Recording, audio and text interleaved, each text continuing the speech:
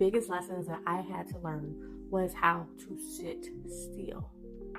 How to not feel like I always had to be doing something or producing for people or for producing for myself in order to be productive.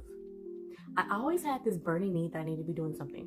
I was a perfectionist. Everything needed to be perfect. And I was also an overthinker. And one of the things I learned from that is sometimes we feel like if we allow ourselves to rest, that we're being lazy, when it's actually the complete opposite. We need rest. We need to learn how to sit still. The way I learned how to sit still was on my healing journey. I rented a house in the middle of nowhere, Louisiana, and I took the moment to myself to just say, you know what I'm gonna do?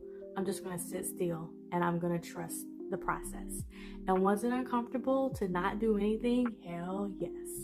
It was very uncomfortable because I'm not used to not doing anything. I was used to working. I was used to being productive, but I was never getting anywhere.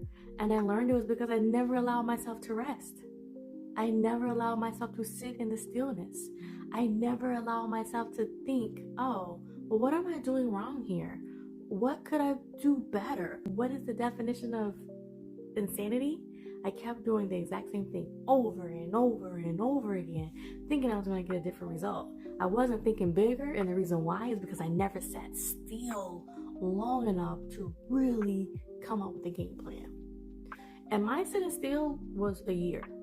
I saved up enough money to allow myself to sit still for a year. I call it my sabbatical, where I just sat down and said, you know what we're going to do? We're going to figure out what the hell's wrong right now.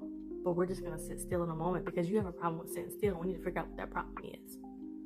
And once I sat still, I realized I was afraid of failing. And I thought that as long as I kept moving, that meant that I was never failing. But no, what it really was I never gave myself the chance to go over my failures.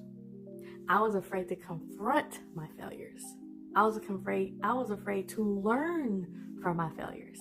I was afraid to call myself a failure. But when I did sit down and say, oh, you messed up there. Now what can we learn from that?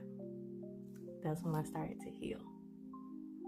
And so that's why I say healing comes when you're able to sit still.